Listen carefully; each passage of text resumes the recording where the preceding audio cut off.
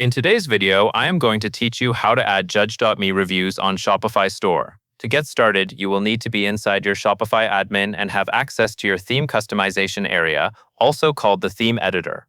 This is where you control what shows on your product pages, including app widgets like reviews. Adding a review widget is a great way to build trust, because shoppers can see real feedback directly on the product they are considering. Once you are in the theme editor, look at the top of the screen for the page selector dropdown. This dropdown lets you choose which template you are editing. Open that dropdown and select Products, then choose Default Product. This is important because the Reviews widget needs to be placed on the product template so it appears on your product pages. If your store uses multiple product templates, you will want to repeat this later for any other templates you use, but for now, focus on the default one. Next, look to the left-hand sidebar where all of your sections and blocks are listed.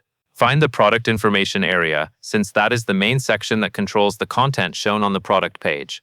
Under Product Information, click Add Section or Add Block, depending on how your theme is set up and where you want the reviews to live. In many themes, adding a block inside Product Information keeps the reviews aligned with the title, price, description, and buy button. After you click to add, you will see options for what you can insert. Select the Apps tab. This is where Shopify lists app-provided blocks and sections that can be embedded in your theme. From the Apps list, choose the Review widget. This will add the Judge.me reviews element to your product page layout. Now you can position it exactly where you want. Click and drag the widget in the sidebar, then drop it into your preferred location. A common placement is beneath the product description or closer to the Add to Cart area, so customers see it without too much scrolling. Take a moment to preview the page on the right as you move it, so you can confirm the flow looks clean and readable. Finally, click Save.